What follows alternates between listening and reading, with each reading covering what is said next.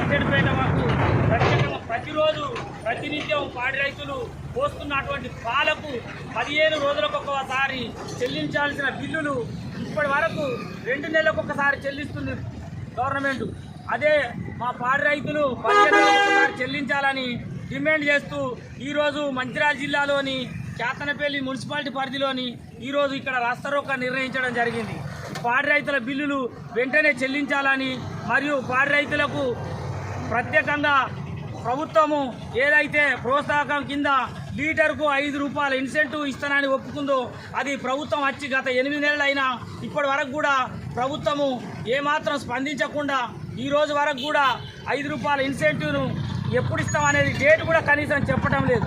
ఉన్న బిల్లులు ఇవ్వటం లేదు. మరియు 2 నెలలకు ఒకసారి ఇచ్చేటువంటి బిల్లును మాకు పాడి రైతులు ఎంతోమంది గవర్నమెంట్ బ్యాంకుల నుండి ఇచ్చినటువంటి రుణాలు తీసుకున్న వారికి చెక్ బౌన్స్ అవుతున్నాయి. మరియు వాళ్ళ సివిల్ స్కోర్ పడిపోతుంది. వాళ్ళ పొట్ట గడవడం కూడా కష్టమవుతుంది. ఈరోజు మేము పోసే పాలల్లా ప్రతినిత్యం పండించేటువంటి రైతే రాదని గవర్నమెంట్ ఏ విధంగా అయితే రైతుల్ని ముందుకు తీసుకెళ్తుందో అదేవిధంగా పాడి రైతులను ముందంజలో ఉంచి ప్రభుత్వం దృష్టికి తీసుకెళ్లాలని చెప్పేసి ఈరోజు మేము మంచిర్యాల జిల్లా తరఫు నుంచి ఇక్కడ రాస్తారోకో నిర్ణయించడం జరిగింది. ప్రభుత్వము పట్టించుకొని పక్క రాష్ట్రాల నుంచి తీసుకొచ్చే పాలను ఏదైతుందో అది తగ్గించుకొని మన రాష్ట్రంలో పండించే పంటను పెంచుకున్నట్లయితే రాష్ట్రంలో ప్రత్యేకంగా అందరికీ ఉద్యోగ అవకాశం కల్పించినట్టు ప్రతి కుటుంబానికి ఉపాధి కల్పించినట్టు ఉంటుందని చెప్పేసి ఈరోజు మనవి చేస్తున్నాం ప్రభుత్వానికి.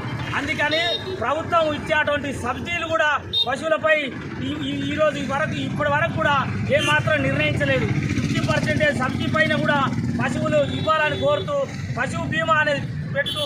అదేవిధంగా రైతులకైతే ఏ విధంగా రైతు బీమా సౌకర్యం ఉందో పాడి రైతు బీమా సౌకర్యం కూడా కల్పించాలని చెప్పేసి ప్రభుత్వాన్ని కోరుతున్నాము.